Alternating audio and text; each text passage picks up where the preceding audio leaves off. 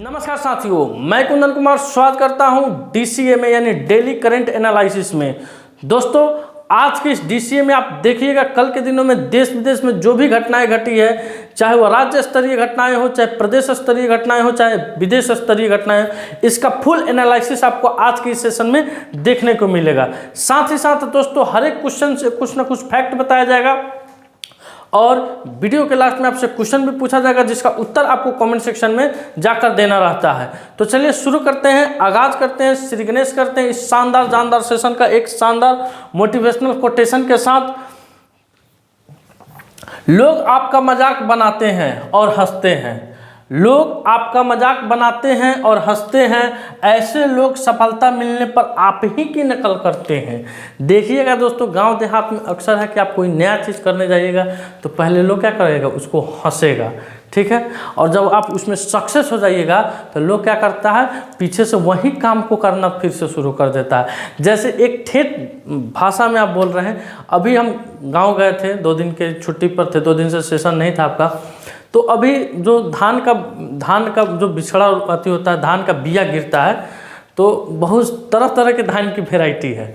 तो लोग तरह तरह के किस्म, मैंने कोई 4001 रोपना चाह रहा है, कोई कौन कौन धान रोपना चाह रहा है लोग, तो लोग कटाक्ष करता है। जो पिछले साल रोप लिया है उसका मज़ा मार लिया है, तब वो इस साल रोपना चाह रहा है। तो सबसे पहले तो पिछले साल वाला को लोग हंसा, अरे ना होतवा इनती उनती उनती। और जब उसका अच्छा पैदावार हुआ तो इस साल वो क्या कर रहा है, उसका नकल कर रहा है कि ना हम ही गलत थे। तो इससे यही मिलता है दोस्तों कि जो आप काम कर रहे हैं, जी लगा के कीजिए, मन लगा के कीजिए, निश्चित है उसमें सफलता मिलेगी। चलिए, पिछले वीडियो में आपसे क्वेश्चन पूछा गया था कि हाल ही में किस राज्य के मंदिर में कनेर के फूलों का उपयोग पर प्रतिबंध लगा दिया गया। तो केरल के मंदिर में दोस्तों जो कनेर का फूल होता है उसके उपयोग पर प्रतिबंध लगा दिया गया, क्योंकि केरल में पिछले दिनों कनेर के फूल खा लेने से एक महिला की क्या हो गई थी, मृत्यु हो गई थी। अब आइए आज के सेशन में, और आज के सेशन का पहला क्वेश्चन है आपकी स्क्रीन पर, हाल ही में अंतर्राष्ट्रीय संग्रहालय दिवस कब मनाया गया है। तो दोस्तों, बड़ा अच्छा क्वेश्चन है, बड़ा इंपॉर्टेंट क्वेश्चन है। निश्चित तौर पर यह क्वेश्चन आपके परीक्षा में कहीं ना कहीं किसी न किसी रूप में टपकने वाला है, किसी भी एग्जाम में टपकेगा। तो क्या है अंतर्राष्ट्रीय संग्रहालय दिवस, थोड़ा इसके बारे में हम लोग जानते हैं, इस पर चर्चा करते हैं। दोस्तों, जितने भी हमारे पूर्वजों की विरासत हैं, जितने भी, जैसे ताजमहल हुआ, लाल किला हुआ, हवा महल हुआ, आपको महात्मा गांधी संग्रहालय हुआ, यानी जितने भी हमारे पूर्वजों को क्या है विरासत है, उसको एक संग्रहालय में, चाहे जो भी हमारे पूर्वज हैं, जो महात्मा गांधी हुए, पंडित जवाहरलाल नेहरू हुए, सरदार वल्लभ भाई पटेल हुए, चाहे देश के हो चाहे विदेश के हो, उनकी जो भी बहुमूल्य चीज़ें होती थी, जैसे वो किस पर बैठ के हस्ताक्षर किए, कैसा, कहाँ वो किस जगह पर गए, तो किस चौकी पर बैठे, तो उनको एक संजो के रखा जाता है कि हम अपने आने वाली पीढ़ियों को बता सकें कि हम महात्मा गांधी इस चीज़ पर बैठे थे, सरदार वल्लभ भाई पटेल इस चीज़ पर बैठे थे, चाहे सरदार वल्लभ भाई पटेल में, उन्हीं सब चीज़ों को एक संग्रहालय में संरक्षित किया जाता है। तो ऐसा देश में ही नहीं होता है, विदेशों में भी होता है। इसीलिए हर एक साल दोस्तों हम लोग 18 मई को, कब दोस्तों, 18 मई को अंतर्राष्ट्रीय संग्रहालय दिवस के रूप में मनाते हैं हम लोग। संग्रहालय हमें जीवंत इतिहास और समृद्ध विरासत से रूबरू कराता है, गौरवान्वित महसूस करने का यह अवसर प्रदान करता है। निश्चित तौर पर जब हम लोग उनके बारे में जानते हैं, उनसे कुछ सीखने को मिलता है, तो अपने आप को गौरवान्वित महसूस करते हैं कि हमारे भी देश में, हमारे भी राज्य में, हमारे भी कस्बे में, हमारे भी ज़िले में इस तरह के लोग रहते थे, और अपने आप को हम लोग क्या करते हैं, प्राउड मोमेंट फील कराते हैं। चलिए अब अगले क्वेश्चन पर बढ़ते हैं। अगला क्वेश्चन है आपके स्क्रीन पर कि विश्व मधुमक्खी दिवस कब मनाया जाता है। वर्ल्ड बी डे कब मनाते हैं दोस्तों, तो ये हम लोग 20 मई को मनाते हैं। कब मनाते हैं, 20 मई को हम लोग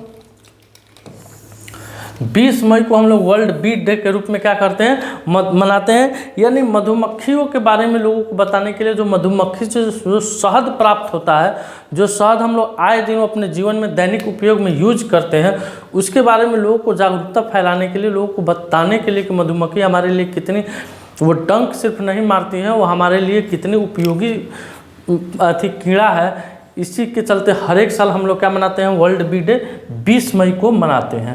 अब आपके सामने अगला क्वेश्चन आ रहा है दोस्तों, मई माह का दिवस, यानी मई माह का दिवस, टोटल दिवस यहाँ पे आपको दिख रहा होगा।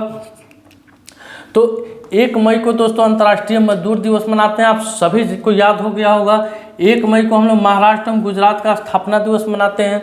2 मई को विश्व टूना दिवस मनाते हैं। 3 मई को दोस्तों विश्व प्रेस स्वतंत्रता दिवस के रूप में मनाते हैं। 3 मई को ही अंतर्राष्ट्रीय तेंदुआ दिवस के रूप में मनाते हैं। 4 मई को अंतर्राष्ट्रीय अग्निशमन दिवस कोयला खनिज दिवस के रूप में मनाते हैं। 6 मई को अंतर्राष्ट्रीय नो डाइट डे के रूप में मनाते हैं। 5 मई को विश्व हास्य दिवस के रूप में मनाते हैं। 7 मई को विश्व एथलेटिक्स दिवस के रूप में मनाते हैं। 7 मई को विश्व अस्थमा दिवस यानी मई माह के प्रथम मंगलवार को मनाते हैं। 8 मई को विश्व रेड क्रॉस दिवस मनाते हैं। 10 मई को विश्व ल्यूपस दिवस मनाते हैं। 11 मई को राष्ट्रीय प्रौद्योगिकी दिवस मनाते हैं। 12 मई को अंतर्राष्ट्रीय नर्स दिवस मनाते हैं।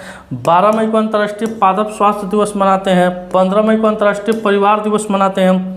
17 मई को विश्व उच्च रक्तचाप दिवस मनाते हैं। 17 मई को ही दोस्तों विश्व दूर संचार दिवस के रूप में हम लोग मनाते हैं। 17 मई को विश्व रक्तचाप दिवस के मनाते हैं और 17 मई को राष्ट्रीय लुप्तप्राय प्रजाति दिवस मई माह के तीसरे शुक्रवार को मनाते हैं। तो ये दोस्तों मई माह का जो भी दिवस था ये आपके सामने है। प्रतिदिन के क्लास में इसका रिवीजन कराया जाता है ताकि आपको अच्छे से याद हो जाए। अब आइए अगला क्वेश्चन दोस्तों, आपका बहुत इंपॉर्टेंट क्वेश्चन है, बिहार से ये क्वेश्चन आ रहा है दोस्तों। क्या कह रहा है क्वेश्चन कि हाल ही में किस राज्य का एकमात्र रामसर स्थल, हाल ही में किस राज्य का मात्र एक रामसर स्थल अपने अस्तित्व की चुनौती का सामना कर रहा है। तो दोस्तों बिहार का ये रामसर स्थल है कौन, कांवर झील। बिहार का एक कांवर झील है दोस्तों, कांवर झील है जो बिहार के बेगूसराय जिला में, कहाँ दोस्तों, बेगूसराय जिला में यह क्या दोस्तों यह झील अवस्थित है। यह झील अपने खूबसूरती के लिए या अपने मीठे पानी के लिए, अपने मीठे जल के लिए पूरे एशिया भर में दोस्तों फेमस है। यहाँ इस झील में विदेश से दोस्तों तरह तरह के पक्षी आते थे, पशु आते थे, यहाँ पे प्रवास करते थे दोस्तों। अब यह झील दोस्तों जो कांवर झील है ये अपने अस्तित्व यानी अपने आप को बचाने के लिए अपने आप में चुनौती का सामना कर रहा है। क्या कर रहा है कि ये जो पानी है दोस्तों, वाटर का लेवल है, इसका वाटर का जो लेवल है वो लेवल क्या क्या हो गया है दोस्तों, काफ़ी कम हो गया है और यह सूखने के कगार पर जा रहा है। यानी धीरे धीरे क्या हो रहा है, सूख रहा है, इसके बहुत से भाग सूख रहे हैं। तो इससे क्या होगा दोस्तों, तो यहाँ पर्यटक का झुकाव था, जब सूख जाएगा तो पर्यटक नहीं आ पाएंगे, जो विदेश से प्रवासी पक्षी आते थे वो पक्षी नहीं आ पाएंगे और यह कहीं ना कहीं अपनी सुंदरता को क्या कर रही है, खोने के कगार पर चल रही है। तो इसलिए अपने अस्तित्व का भी चुनौती का सामना कर रही है कौन, कांवर झील। साथ ही साथ कांवर झील के बारे में आपको ये भी जानने मिलेगा कि यह एशिया की मीठे पानी की सबसे बड़ी क्या है दोस्तों, झील है दोस्तों। और यह नदी से कनेक्टेड है। पहले इस झील में अक्सर पानियां आया करती थी, यानी पानियां रहा करती थी, लेकिन आए दिनों यह क्या हो रही है, सूखाग्रस्त हो रही है दोस्तों, यह संकट से जूझ रही है। तो इस क्वेश्चन का उत्तर क्या हो जाएगा, बिहार हो जाएगा। बिहार के बेगूसराय जिला से 22 किलोमीटर की दूरी पर है यह कांवर झील और पटना से 100 किलोमीटर की दूरी पर है, पटना से 100 किलोमीटर की दूरी पर है दोस्तों कांवर झील। अब आइए अगले क्वेश्चन की तरफ। अगला क्वेश्चन है आपके स्क्रीन पर कि टाइम्स यंग यूनिवर्सिटी रैंकिंग 2024 में भारतीय प्रौद्योगिकी संस्थान पटना ने कौन रैंक हासिल की है दोस्तों। तो दोस्तों अभी टाइम्स यंग यूनिवर्सिटी रैंकिंग 2024 ने एक नया डाटा, एक नया सर्वे अंकित किया है, जिसमें जो पटना का आईआईटी है, पटना आईआईटी है दोस्तों, इसकी स्थापना कब हुई थी, तो एक्ट 2008 के आधार पर इसकी स्थापना हुई थी। एक्ट 2008 के आधार पर इसकी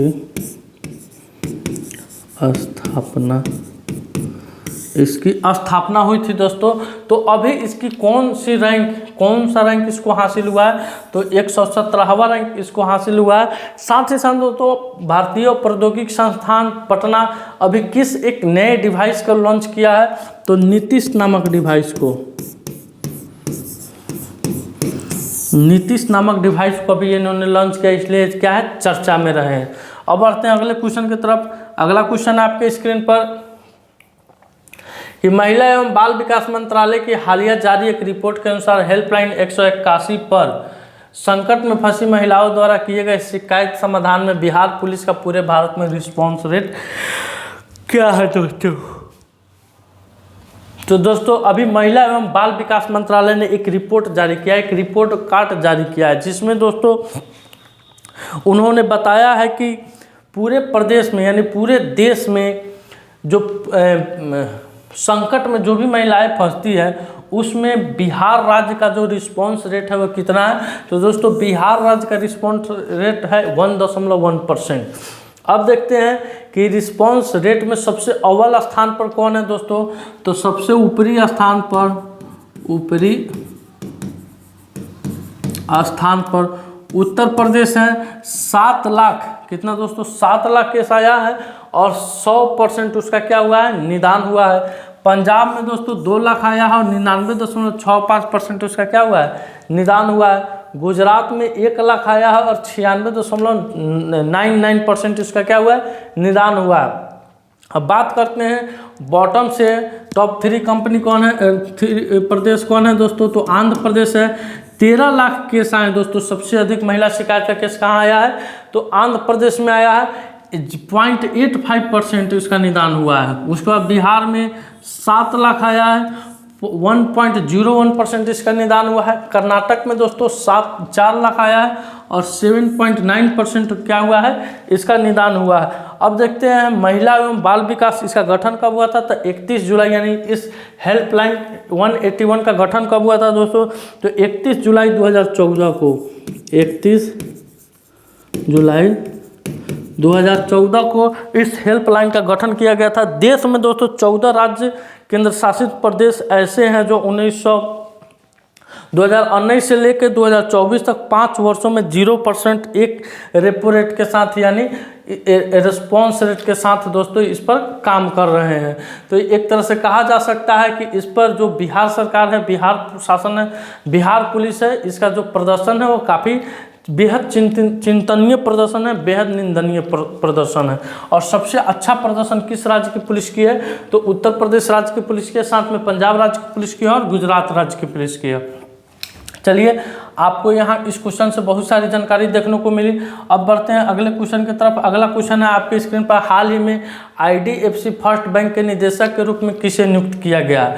तो दोस्तों IDFC बैंक, सबसे पहले इसके बारे में जानते हैं कि RBI ने शेयरधारक अनुमोदन के अंतर्गत 3 वर्ष की अवधि के लिए IDFC फर्स्ट बैंक के पूर्णकालिक निदेशक के रूप में प्रदीप नटराजन की नियुक्ति को क्या दी है, मंजूरी दी है। IDFC फर्स्ट बैंक एक भारतीय निजी क्षेत्र का बैंक है दोस्तों। इसके CEO कौन है, तो V वैद्यनाथन है। मुख्यालय इसका मुंबई महाराष्ट्र में है। IDFC लिमिटेड की स्थापना कब हुई थी, 1997 में हुई थी और 2014 में RBI ने IDFC बैंक को बैंकिंग लाइसेंस क्या किया था, प्रदान किया था। तो अभी इसके निदेशक के रूप में किसे चुना गया है दोस्तों, तो प्रदीप नटराजन को। किसे, प्रदीप नटराजन को चुना गया। ये जो आपको फोटो में तस्वीर में दिखाई दे रहे हैं ये कौन है दोस्तों, प्रदीप नटराजन है। अब पढ़ते हैं अगले क्वेश्चन की तरफ। अगला क्वेश्चन है आपकी स्क्रीन पर कि हाल ही में कौन सा राज्य AI संचालित यातायात प्रबंधन प्रणाली शुरू करेगा। तो दोस्तों नॉर्थ ईस्ट का यानी भारत का एक पूर्वोत्तर राज्य है सिक्किम। माफ कीजिएगा दोस्तों, ऑप्शन छूट गया है,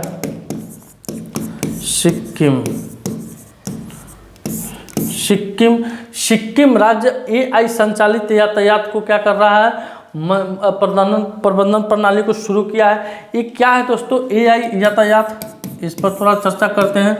तो दोस्तों आप हमेशा चौक चौराहे पर जो ट्रैफिक देखते हो, कहीं कहीं ट्रैफिक पुलिस रहते हैं, कहीं कहीं ट्रैफिक सिग्नल रहते हैं, कहीं कहीं ट्रैफिक ऑपरेटर उसको ऑपरेट करते रहते हैं। तो AI के माध्यम से वो खुद ऑपरेट होंगे, यानी जो रेड सिग्नल रहेंगे, ग्रीन सिग्नल रहेंगे, येलो सिग्नल रहेंगे, वो क्या होंगे दोस्तों, अपने आप खुद पे खुद क्या होते हैं, ऑपरेट होंगे। तो यह सिस्टम कौन लागू किया है, सिक्किम राज्य लागू किया है। अब आइए अगले क्वेश्चन पर। अगला क्वेश्चन है आपके स्क्रीन पर कि हाल ही में किस देश की सेना को जल्द ईगला-S एयर डिफेंस सिस्टम मिल सकता है। तो दोस्तों अभी भारतीय सेना को, किसको, भारतीय सेना को ईगला एस एयर डिफेंस सिस्टम मिल सकता है। रूस के द्वारा यह हथियार मिलने वाली है। क्या है इस हथियार की खासियत, थोड़ा जानते हैं दोस्तों। ये हथियार दोस्तों हल्का होता है, इसको आराम से आप कंधा पर रख के, जो छोटे छोटे ड्रोन होते हैं दोस्तों, कम दूरी के क्षमता पर जो ड्रोन उड़ते रहते हैं, उस ड्रोन पर आप सटीक निशाना एक लेजर के माध्यम से लगा सकते हैं दोस्तों, और उस ड्रोन को क्या कर सकते हैं, नस्ते नाबूद कर सकते हैं। तो यह डिफेंस प्रणाली किस देश की है दोस्तों, रूस की है। अब रूस से भारत इसको क्या कर रहा है, खरीद रहा है। तो इस क्वेश्चन का करेक्ट उत्तर क्या हो जाएगा, भारत हो जाएगा दोस्तों।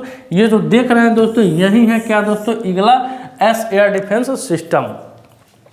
अब आइए अगले क्वेश्चन की तरफ। अगला क्वेश्चन है आपके स्क्रीन पर कि हाल ही में दीप्ति जीवन जी ने विश्व पैरा एथलेटिक्स चैंपियनशिप में कौन सा पदक जीता है।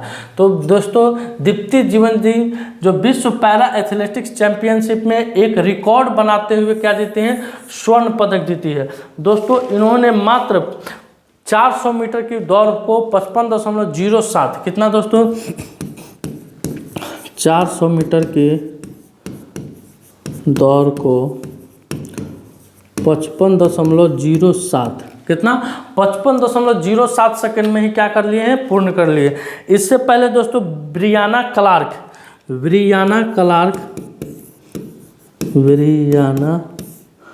क्लार्क जो कि यह अमेरिका की पैरा एथलेटिक्स है दोस्तों, इससे पहले ये 55.12 सेकंड में 400 मीटर की जो दौड़ होती है, 400 मीटर की दौड़ 55.12 सेकंड में, कितना, 55.12 सेकंड में इन्होंने क्या कर लिया था, पूरा कर लिया था दोस्तों। अब इनके रिकॉर्ड को किसने तोड़ा है, तो दीप्ति जीवन जी ने तोड़ी है। 400 मीटर की दौड़ को कितना सेकंड में पूरा की है, मात्र 55.07 सेकंड में यह पूरा करके पूरे देश को गौरवान्वित किया है दोस्तों। इसके साथ ही कौन सा पदक जीती है, तो स्वर्ण पदक जीती है। अब बढ़ते हैं अगले क्वेश्चन की तरफ। अगला क्वेश्चन है आपके स्क्रीन पर कि हाल ही में किस देश के राष्ट्रपति इब्राहिम रईसी की हेलीकॉप्टर दुर्घटना में मौत हो गई है दोस्तों। तो दोस्तों यह ईरान के हैं, कहाँ के, ईरान के राष्ट्रपति हैं इब्राहिम रईसी। साथ ही साथ दोस्तों ईरान के विदेश मंत्री हुसैन अमीरा बुल्हियान का, किसका, हुसैन अमीरा बुल्हियान का भी निधन, और साथ ही साथ कुछ वरीय पदाधिकारी का भी निधन हेलीकॉप्टर क्रैश में हो गया है। जानते हैं इब्राहिम रईसी के बारे में। 1960 ईस्वी में दोस्तों, 1960 ईस्वी में उत्तरी पूर्वी ईरान के मशहद शहर में इब्राहिम रईसी का क्या हुआ था, जन्म हुआ था। 1989 से 1994 के बीच में रईसी तेहरान के महाअभियोजक रहे।